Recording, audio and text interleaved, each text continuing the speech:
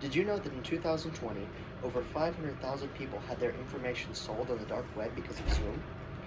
In the year 2020, the web meeting site Zoom lost personal information, private company information, and over 500,000 user credentials across the platform. My name is Zachary Hogan, and I have researched the Zoom crisis from an unbiased perspective and have compiled all of the facts into this informative speech. In this speech, I would like to cover what exactly happened with Zoom, how were people affected by what happened, and how did Zoom respond to the incident. There is no better place to start than from the beginning, so I would like to briefly go over what exactly happened with Zoom. In the year 2020, Zoom lost a lot of personal user information and credentials. Due to the poor website security, Zoom classrooms and business meetings were often Zoom bombed, in which hackers would join the meeting and display inappropriate material for users to see.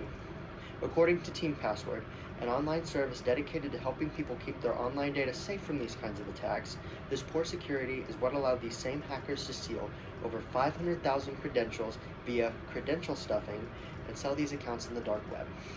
Credential stuffing is when hackers take advantage of weak website security and steal usernames and passwords to gain access to personal information. But what effects did this crisis have on the people in question? Despite the massive amount of personal information that was released, the majority of those heavily affected by this scandal were actually companies and universities.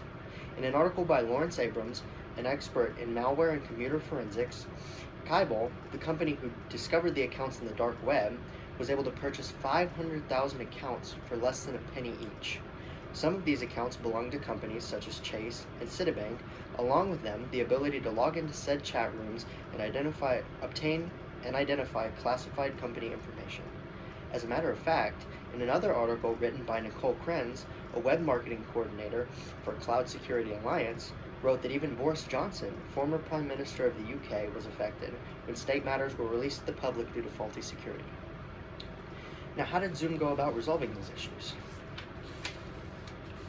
Zoom lost a court case and had to pay $86 million and ended up fixing their security issues. After almost a whole year following the 2020 crisis, Zoom settled the lawsuit for $86 million, in which they were required to pay the people and companies affected by their faulty security. In an article written by Anthony Spadafora, he discusses all of the updates Zoom released in the months prior to and after the lawsuit settlement, which included an updated privacy policy, lots of security patches, and data security updates. As you can see, this was quite a large-scale corporate scandal on behalf of Zoom. In the year 2020, the web meeting site Zoom lost personal information, private company information, and over 500,000 user credentials across the platform. Due to poor security, Zoom lost a lot of user information, companies and universities were hit the hardest, and after a multi-million-dollar lawsuit, Zoom was able to patch its security and improve the safety of the platform. Thank you for taking the time to let me inform you on the Zoom 2020 information leaks.